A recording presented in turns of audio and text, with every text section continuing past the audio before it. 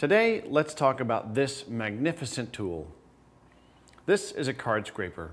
It's just a thin piece of flexible metal, and it is by far my favorite tool in the entire shop. Why is it my favorite tool in the entire shop? Because it fixes all of my mistakes, and it solves a lot of problems too.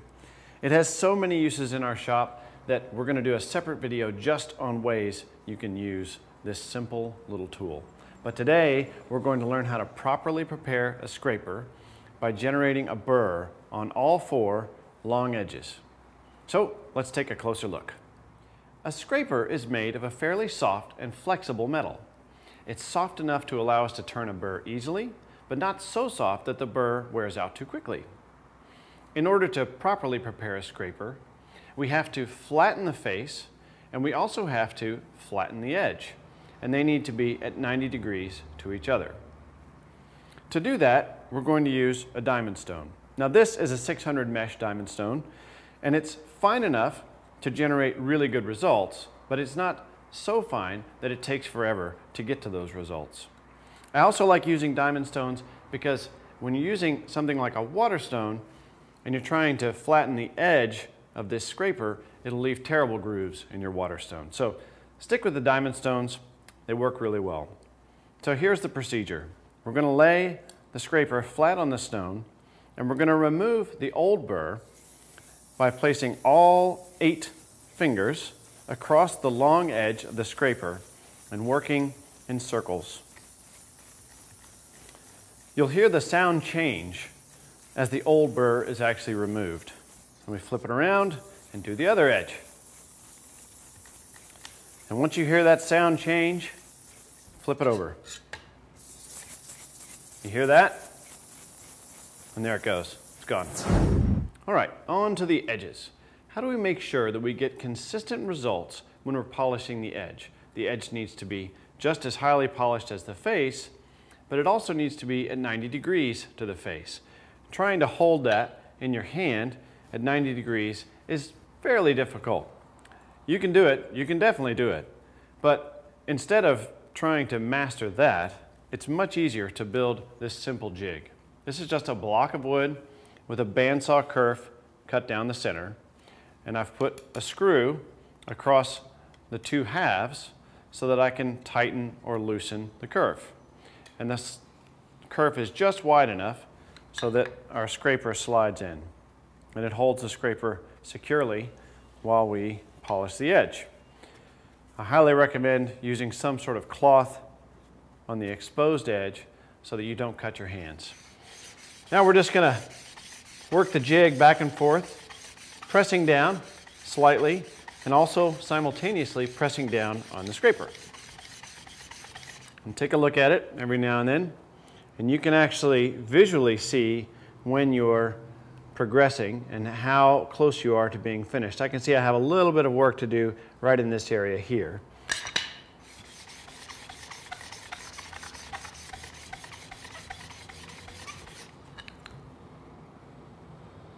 That's got it. Now, as an additional check, you can use your thumb right along the edge to feel if you've generated a burr. Now, this is not the kind of burr that we want to actually use when we're doing our woodworking, but it's a burr nonetheless. It's a very fragile burr. I can feel it everywhere except right in the center, and that's very typical. When you sharpen a scraper, the center is going to be the last place that you really end up turning a burr because that's the place that you use the most during your work. We'll keep going a little bit farther.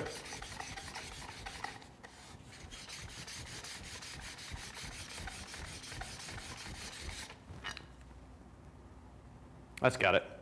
Now, just flip the block over and do the other edge.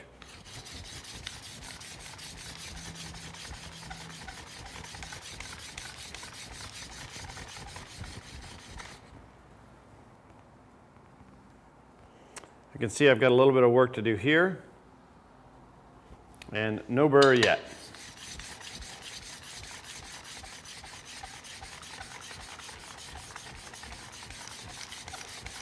This jig makes this process very simple.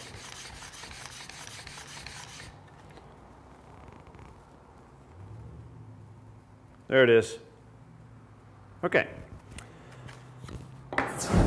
Now that we've taken it out of the jig, we need to remove that very delicate burr that we created when we were polishing the edge. Again, put it flat on the stone and very gently, with even pressure, work in circles until you hear the sound change.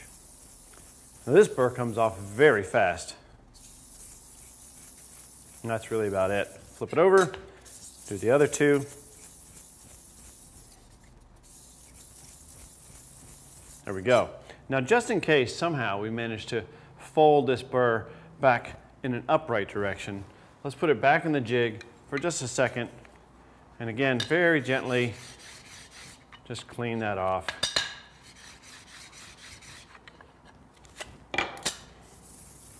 Yep.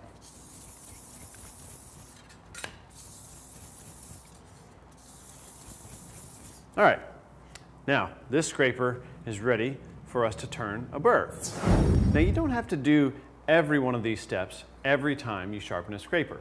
If you've just sharpened a scraper and you've been using it for a little while and it starts to get dull, you can actually go straight to the burnishing process and turn a new burr. Eventually, that's not going to work. The edge will become so work hardened that you can't turn a burr anymore, and then it's time to go back through the steps from the very beginning.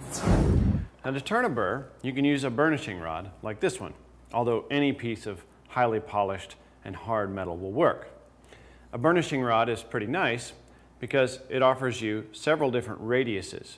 The tighter radius puts more pressure on the edge as you turn the burr, and the less tight radius puts less pressure on the edge as you turn the burr.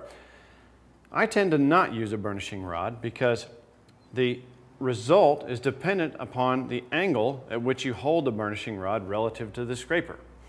And that is just generally inconsistent. It may be consistent enough for some people, but I actually like to use a jig in this case. Now the jig that I use really couldn't be any simpler. It's just a block of wood, again with a bandsaw kerf cut down the center, and then I've drilled a hole that's 1/4 of an inch in diameter at 5 degrees to this face so that I can insert a broken carbide router bit. Now, router bits tend to be very highly polished, so they're perfect for burnishing. So now I can put the scraper in the kerf and it holds it at precisely 5 degrees to the bit that I have inserted in the hole. To turn a burr, the first thing that you want to do is actually work harden the edge. And we're going to do this with 3 or 4 swipes on each edge using the exposed bit of this carbide router bit. Just a few passes will do.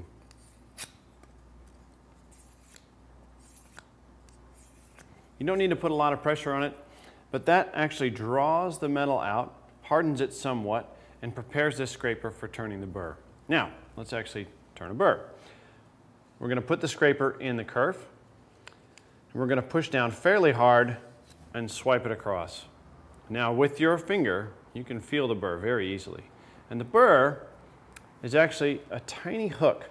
It's curved, and it's very sharp on the edges. So, there's one burr. We're going to continue doing that to each edge. There's another. There's a third, flip it around, and do the fourth. Now you can actually pass the scraper over the bit multiple times to generate a larger burr. But the larger the burr you make, the more likely it is that it will deform in the cut. So larger burrs tend to just be less durable.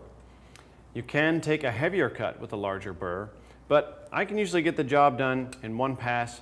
I get a durable burr, and it takes a large enough shaving for most uses. Now that we have a scraper with 4 sharp burrs, let's take a look at how it actually cuts. In order to make a cut, you want to hold the scraper with your fingers and put your thumbs at the very bottom of the edge, push in a little bit to flex the scraper, and you're ready to go. At first, you're going to have to experiment a little bit to find the angle at which the scraper cuts best. But once you've used them for a while, every single time, you'll just naturally fall into the correct angle. And when you make a cut with the scraper, what you should see is a shaving. just like this. They're wispy little shavings and they just fall apart. If you're making dust, you need to go back to the sharpening routine. Cutting with a scraper generates a tremendous amount of heat. So as you're cutting, you'll want to learn to flip the scraper over in your hands, just like that. After you do this for a while, you'll be able to do it without missing a beat. If you use a scraper on one edge for so long that it burns your thumbs, A, you've burnt your thumbs, and B, you've probably ruined your edge by generating too much heat in the metal itself. So, learn that flip trick. It's great.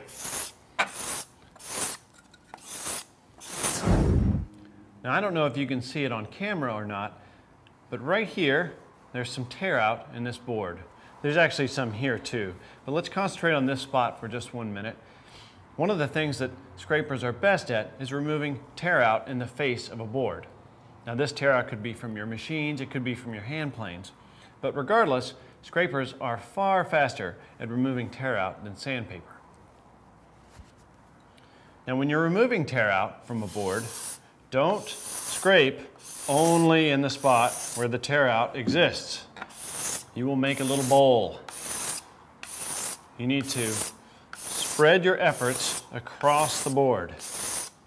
That doesn't mean you have to do an entire tabletop just to remove a tiny bit of tear out, but don't do this, because as soon as you put finish on that, you will see it as a small depression in your tabletop and you'll be very, very sad. So avoid that by generalizing the scoop. We're going to do a large area, much larger than the area of tear out itself. It's already gone, by the way. So, to sum up, you want to learn that flip technique to keep your fingers and your scraper from overheating. You want to be making shavings, not dust. And if you're removing tear out from the face of a board, remove it in a wide area so you don't create a depression in your board. If you're starting out with a new scraper, you're going to have a lot of work to do to polish these faces and get them ready for use. But I guarantee you, if you learn to sharpen a scraper properly, it will become one of the most valuable tools in your entire shop. Thanks again for watching. Please subscribe if you like the videos, and check out danielchaffin.com.